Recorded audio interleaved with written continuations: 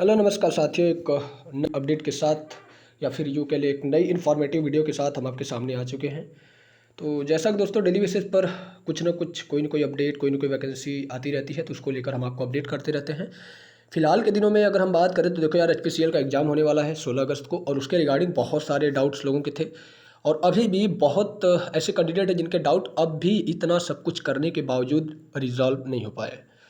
अभी भी लोग कमेंट करके पूछे ही जा रहे हैं। यार मैं बता रहा हूँ 11 तारीख से मैं इस पर अपडेट दे रहा हूँ कि भाई आपको क्या करना है क्या करना है, लेकिन फिर भी अगर जिनका भी डाउट है तो आज फाइनली मैं डाउट क्लियर कर देता हूँ। और जिनका भी एग्ज़ाम 16 को है उनके लिए एक फ़ाइनल सजेशन है, और वो सजेशन क्या है वो आपको पता चल जाएगा। और वीडियो को थोड़ा ध्यान से देखिएगा, क्योंकि कुछ लोग ओवर कॉन्फिडेंस के चक्कर में एग्ज़ाम जाते हैं, बाद में उनको पता चलता है कि उनके साथ कुछ अलग ही मैटर हो गया। उसके बाद वो परेशान होते हैं कि अब क्या होगा अब क्या होगा। तो भाई देखो, अगर आपको इस वीडियो से इन्फॉर्मेशन मिलती है तभी आप इस वीडियो को देखना, अदरवाइज़ इस वीडियो को मत देखना। और मैं जो जो चीज़ कहूँगा वो आपको करना है, ठीक है। तो चलिए वीडियो की शुरुआत करते हैं। तो देखिए यार, वैसे हमारा ऑफिशियल टेलीग्राम चैनल के बारे में बहुत सारे लोग जानते हैं, ठीक है। फिर भी अगर जो नहीं जानता उसको लिंक भी मिल जाएगा, और वो टेलीग्राम पे इस नाम को सर्च करेगा तब भी उसे मिल जाएगा, ठीक है। तो देखो यार, यहाँ पर हमने दो जीमेल दिए थे, ठीक है, जिन पर आपको मेल करना था, जिनको भी प्रॉब्लम हो रही थी। और जिन्होंने किया उनको कहीं न कहीं इसका रिस्पॉन्स मिल गया है, ठीक है। तो ठीक है, अभी हम बात करते हैं। देखो यार, जिनका भी एडमिट कार्ड वाला प्रॉब्लम है, जिनका फ़ोटो या सिग्नेचर नहीं शो हो रहा है, तो सबसे पहले ये ऊपर जो हमने मेल दिया है ये मेल कर लें, क्योंकि ये उनका बैकअप होगा।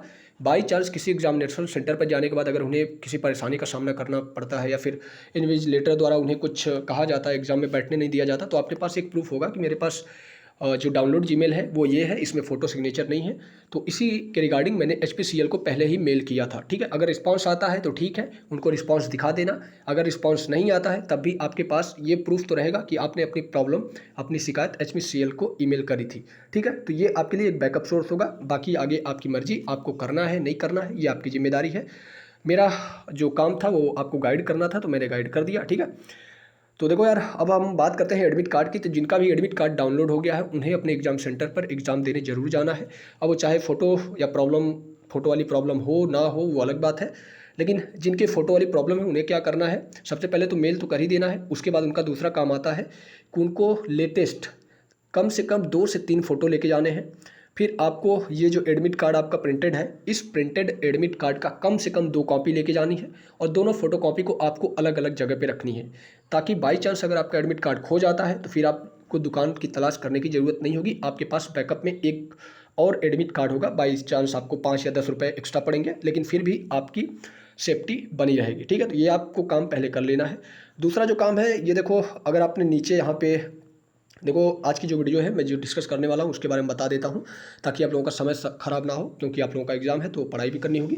तो देखो, जिसने भी ये जनरल इंस्ट्रक्शन पढ़ लिया है वो इस वीडियो को छोड़ सकते हैं। अगर आप एससी, एसटी या फिर पीडब्ल्यूडी कैंडिडेट हैं तो आपको वीडियो देखना पड़ सकता है। वैसे आप वीडियो छोड़ दीजिएगा, बाकी लास्ट का जो 3 से 4 मिनट है वो वीडियो आप देख लेना, क्योंकि उसमें आपके लिए जो आपके फेवर में जो कंटेंट है वो दिया गया है। क्योंकि अगर आप नहीं देखेंगे तो कहीं ना कहीं हो सकता है आप वो गलती कर बैठे जो आपको नहीं करना चाहिए था, ठीक है। वैसे भी आपने फीस अच्छी खासी दी होगी, ठीक है। तो देख लेना आपके साथ क्या होने वाला है, ठीक है। तो मैं इसी के बारे में बात करने वाला हूँ। तो चलिए हम एक एक करके बात करते हैं। और देखो यार, यहाँ पे एक चीज़ छूट गई। आपका जो एक लेटेस्ट फ़ोटो होगा वो लेटेस्ट फ़ोटो आप यहाँ पे एफिक्स कर लेना, लेकिन एक चीज़ का ध्यान रखना, आपको सिग्नेचर नहीं करना है, ठीक है। क्योंकि यहाँ पे अगर आप देखेंगे तो यहाँ पर आपको इन्विजिलेटर के सामने फ़ोटो चिपकाने के लिए कुछ नहीं बोला है, ठीक है।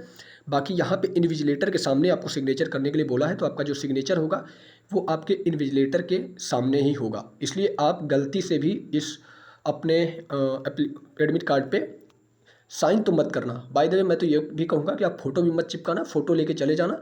जब आपको बोला जाएगा वहाँ पर आपकी व्यवस्था करी जाएगी, ठीक है। तो ये चीज़ देख लेना। और बाकी जो जो चीज़ें हैं उसके बारे में हम बात करते हैं।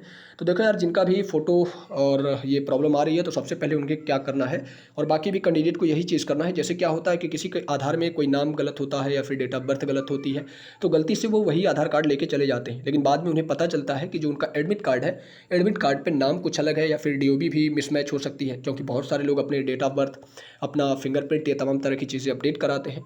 तो इस चीज़ को आपको ध्यान रखना है कि जो आपका नाम है वो सेम एडमिट कार्ड के थ्रू होना चाहिए, आपके DOB सेम होनी चाहिए, और बाकी आपकी जितने भी क्राइटेरिया है जैसे आधार नंबर हो गया, आपका पता होता हो गया, ये सारी चीज़ें हूबहू एडमिट कार्ड के साथ मैच करनी चाहिए। और इसके साथ ही साथ आपको एक और फ़ोटो आईडी लेकर जानी चाहिए, जैसे कि आप लेकर जा सकते हैं पैन कार्ड या फिर आप अपना ड्राइविंग लाइसेंस, क्योंकि ये जितने भी डॉक्यूमेंट मैंने बताएं ये आपके सेंट्रलाइज अथोराइजेशन के थ्रू गुजरते हैं, तो इससे आपको दिक्कत नहीं होगी, और इस बात का आप खास ध्यान रखना।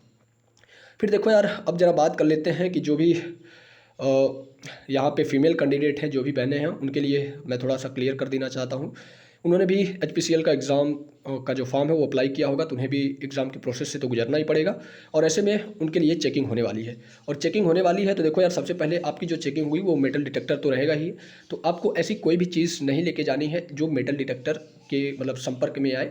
अगर आप ले जाते हैं तो आपको वहाँ पर व्यवस्था अगर होगी तो आप उतार के रख सकते हैं, या फिर आपके साथ जो भी गार्जियन वहाँ पे पहुँचे हैं आप उन्हें सौंप सकते हैं, ठीक है। तो ये इस चीज़ का ध्यान रखें, क्योंकि मेटल डिटेक्टर से आपको गुजरना पड़ेगा, सब कुछ आपका मेटल डिटेक्टर से चेक किया जाएगा, ठीक है। तो इस बात का ध्यान रखना। और जिन भी कैंडिडेट को मतलब आंखों की प्रॉब्लम है, थोड़ा विजन का अर्क इधर उधर है, तो देखो यार उन्हें कोई दिक्कत नहीं होने वाली, ठीक है। उन्हें एग्ज़ाम में प्रॉपरली ग्लास के साथ बैठने दिया जा सकता है, लेकिन उसके लिए एक परमिशन चाहिए, जो कि मुझे लगता है उन्हें परमिशन मिल जाएगी। और देखो यार, सबसे खतरनाक बात यह है कि देखो यार, जनरली जो भी फीमेल कैंडिडेट है उनका शौक होता है मेहंदी वेहंदी लगाने का। वैसे भी आप जान रहे हैं कि कल 15 अगस्त है, तो 15 अगस्त के दिन वैसे भी कहीं ना कहीं ये जो फीमेल कैंडिडेट होती हैं इनको कहीं ना कहीं मेहंदी रखना अच्छा लगता है, और वो मेहंदी रखती भी हैं। तो इस बात का उनको ध्यान रखना चाहिए कि जो उनका एडमिट कार्ड है, एडमिट कार्ड में ये प्रॉपर मेंशन किया गया है कि उनके जो फिंगरप्रिंट है, उस फिंगरप्रिंट पे ना तो कोई स्याही होनी चाहिए, ना ही कोई मेहंदी वहदी होनी चाहिए। इस बात का आप ध्यान रखें। अगर आप इस बात का ध्यान नहीं रखती हैं तो कहीं ना कहीं आपके साथ गलत हो सकता है, ठीक है।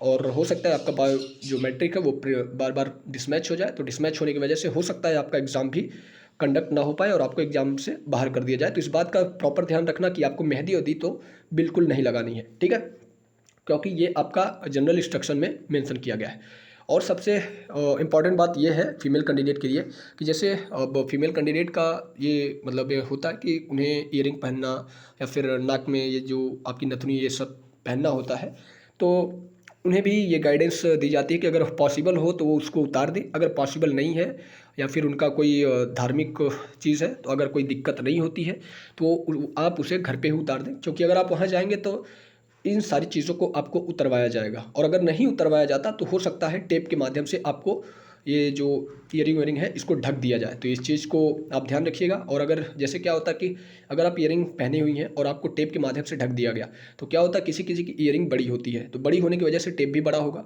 और जब टेप बड़ा होगा तो कहीं ना कहीं आपके कानों के पास वो टकराएगा, जिससे आपका जो ध्यान है वो कहीं ना कहीं डाइवर्ट होगा, और एग्ज़ाम देने में आपकी जो फोकस है वो कहीं ना कहीं भटक जाएगा और आपका एग्ज़ाम अच्छा नहीं जा सकता। तो इसलिए मैं कह रहा हूँ अगर पॉसिबल हो तो ये कर लेना, बाकी कोई दिक्कत नहीं है।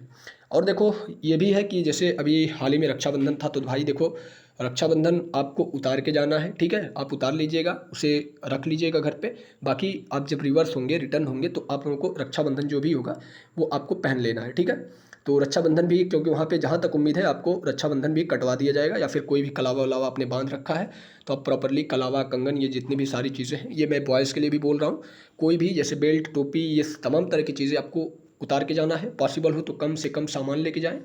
और मेटल डिटेक्टर वाली मतलब मेटली ऐसे मेटलिक को सामान तो बिल्कुल नहीं लेके जाना है। अगर वो मेटलिक सामान लेके जाते हैं तो ये उनकी जिम्मेदारी होगी। हो सकता है कि कुछ लोग जैसे होता है कि कलावा पहनते हैं, कंगन पहनते हैं, या फिर कोई चांदी या फिर सोने की लॉकेट टॉकेट पहनते हैं, तो भाई कीमती चीज़ें हैं, हो सकता है कहीं ना कहीं आपका गुम हो जाए, तो गुम हो जाने की वजह से आपकी लापरवाही भारी पड़ सकती है। इसलिए बेटर होगा कि आप उसको उतार के जाएँ, ठीक है। अब देखो यार, सामान की जिम्मेदारी इन्होंने मेंशन किया है कि सामान की जिम्मेदारी तो इनकी तरफ से बिल्कुल मनाही है। अगर आप सामान लेकर जाते हैं तो देखो भाई, सामान की जिम्मेदारी आपकी खुद पे होगी। अब पता नहीं इस एग्जामिनेशन सेंटर पे आपको सामान रखने की व्यवस्था दी जाएगी या नहीं दी जाएगी। कहीं अगर SSC वाला हाल हो गया तो भाई एक बैग या सामान को रखने के लिए आपको 50 से 150 रुपये देने पड़ सकते हैं। तो आप अपने हिसाब से देख लीजिएगा आपके लिए क्या सुविधाजनक है, ठीक है।